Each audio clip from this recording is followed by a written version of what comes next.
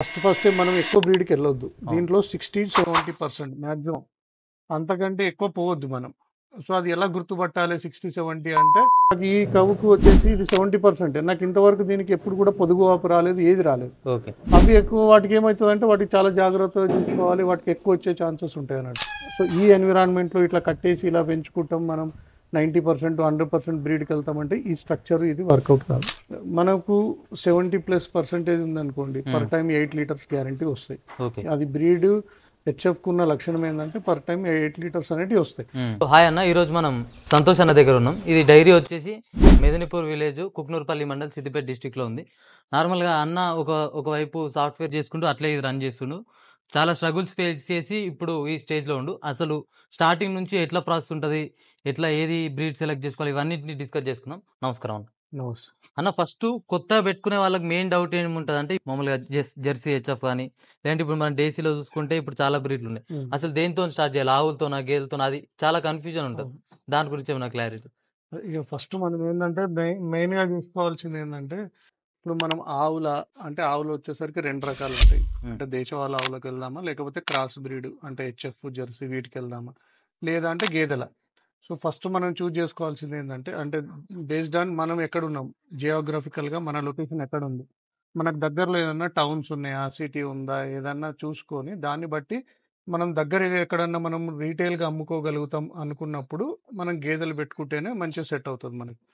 లేదు ఇంకా మనం సిటీకి చాలా దగ్గర ఉన్నాం. అంటే ఓన్లీ నేను తెలుగు రాష్ట్రాల్లో నేను చెప్పేదేంటంటే కొన్ని మెట్రోపాలిటన్ సిటీస్, పెద్ద సిటీస్ ఏవైతే ఉన్నాయో వాటి దగ్గర ఏమవుతదంటే డేసీ కౌస్‌కి కూడా డిమాండ్ ఉంటది. అవును. సో, అలాంటికి దగ్గరలో మనం ఒక 10 కిలోమీటర్స్, 15 కిలోమీటర్స్ లోపల మనకు ల్యాండ్ గనుక ఉంటే అక్కడ మనం దేశవాళీ ఆవులు పెట్టుకున్నాం అనుకోండి సక్సెస్ అవుతాం. ఎందుకంటే మనకు లీటరు మినిమమ్ ఒక 100, 120, 130, 150 వరకు కూడా అమ్మేవాళ్ళు ఉన్నారు. అవును. సో, అలా పెట్టుకుంటే అది సక్సెస్ అవుతుంది.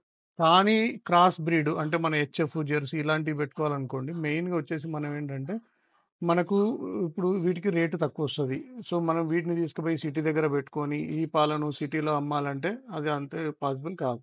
సో, మనకు ఈ 2 ప్లేస్‌లు కాకుండా అంటే గేదెలకు మన ప్లేస్ సెట్ కాదు. ప్లస్ దేశీ కౌస్‌కి సెట్ కాదు అనుకున్నప్పుడు వీటికి రావాలి. హ్మ్.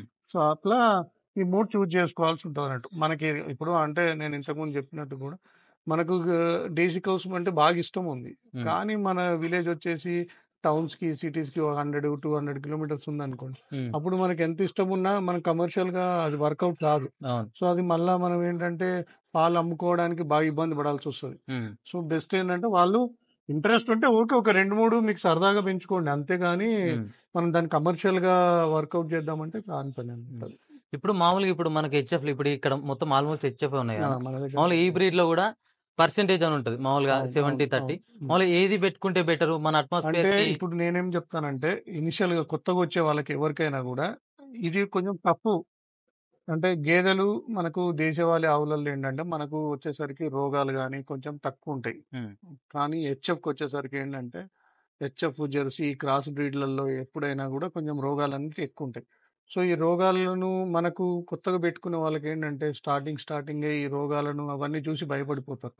వాళ్ళకంత పూర్తి అవగాహన ఉండదు. ఎక్స్‌పీరియన్స్ ఉండదు కాబట్టి వాళ్ళు ఫస్టే మనం ఎక్కువ బ్రీడ్‌కెళ్ళొద్దు. అవును. దీంట్లో 60-70% మాక్సిమం. అంతకంటే ఎక్కువ పోవద్దు మనం. సో, అది ఎలా గుర్తుపట్టాలి 60, 70 అంటే కొంచెం ఎవరన్నా ఎక్స్‌పీరియన్స్ ఉన్న వాళ్ళని తీసుకెళ్ళిపోతే వాళ్ళు చెప్తారు. హ్మ్. అంటే దాన్ని బాడీ జూసి, లేకపోతే దాని స్ట్రక్చర్ జూసి, ఫేస్ జూసి మనం చెప్పొచ్చు. అది ఎంతవరకు ఎంత పర్సెంటేజ్ ఉంది అని. ఇప్పుడు నా దగ్గరే జూసుకుంటే ఇది 70%, దీని పక్కన 90%. హ్మ్. సో, ఇది నాకు తెలుసు. ఎందుకంటే నా ఎక్స్‌పీరియన్స్ ప్రకారం నేను చెప్పగలుగుతా, నేను గుర్తుపట్టగలుగుతా. ఓకే. నాలాంటి వాళ్ళని ఎవరో ఒకరిని హ్మ్. తీసుకెళ్ళి ఒక 60, 70% కంటే ఎక్కువ బ్రీడ్‌కెళ్ళకూడదు. హ్మ్. ఎందుకు అంటే ఇప్పుడు నాకు ఈ కవుకు వచ్చేసి ఇది 70%. నాకు ఇంతవరకు దీనికి ఎప్పుడు కూడా పొదుగు వాపు రాలేదు, ఏది రాలేదు. ఓకే. అవి ఎక్కువ వాటికి ఏమైతదంటే వాటికి చాలా జాగ్రత్తగా చూసుకోవాలి. వాటికి ఎక్కువ వచ్చే ఛాన్సెస్ ఉంటాయన్నట్టు. హ్మ్. డిసీజెస్ గాని, ఫీవరే గాని, పొదుగు వాపు ఇట్లాంటి ఏవైనా ఒకటి వాటికి చాలా ఫాస్ట్‌గా అటాక్ అవుతాయి. అది తట్టుకోవడం కూడా తక్కువ. ఎందుకంటే మన వాతావరణానికి 90, 100% ఎళ్ళాలంటే హ్మ్. ఇలాంటి కన్‌స్ట్రక్షన్ ఇలాంటిది మనకు వర్కౌట్ కాదు. అదని కంప్లీట్‌గా డిఫరెంట్ షెడ్ ఉండాలి. సో, అది కంప్లీట్ డిఫరెంట్ ఉండాల్సొస్తది హ్మ్. దానికి. సో, ఈ ఎన్విరాన్మెంట్‌లో ఇట్లా కట్టేసి ఇలా పెంచుకుంటాం మనం 90% 100% బ్రీడ్కి వెళ్తామంటే ఈ స్ట్రక్చర్ ఇది వర్కౌట్ కాదు. నార్మల్‌గా ఇప్పుడు మీరు సెలెక్ట్ చేసుకున్నప్పుడు ఇప్పుడు 60%, 70% అన్నారు కదా!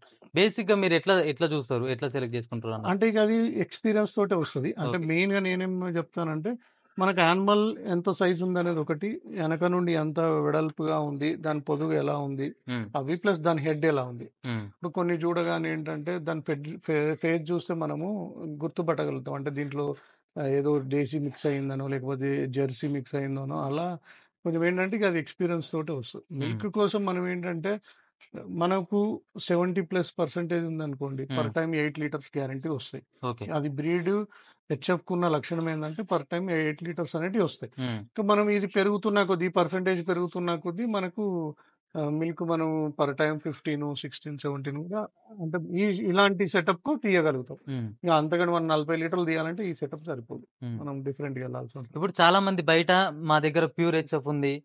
15, 20 లీటర్స్ ఇస్తుంది పర్ టైము. హ్మ్. అవిటికి ఇప్పుడు ఏదైతే మిల్క్ ఎక్కువ ఇస్తదో దానికి డిసీజెస్ ఎక్కువొస్తాయి నార్మల్‌గా. అవును. ఆ! అట్లాంటప్పుడు వీళ్ళు ఈ స్టేజే పెట్టుకోవాలని ఉంటది. అవును. ఇప్పుడు అవును. షెడ్లల్ల అవును. మనది ఈ 70% పెట్టుకుంటే డిసీజెస్ తక్కువుంటాయి.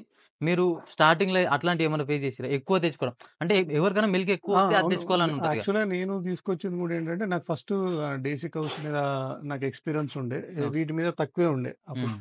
సో, నేనేంటంటే డబ్బులు పోయినా పర్లేదు. నేను రోజుకు 30 లీటర్లు పిండాలి, 35 లీటర్లు పిండాలనే ఒక టార్గెట్ పెట్టుకొని నేను ఫస్ట్‌లో తీసుకొచ్చాను.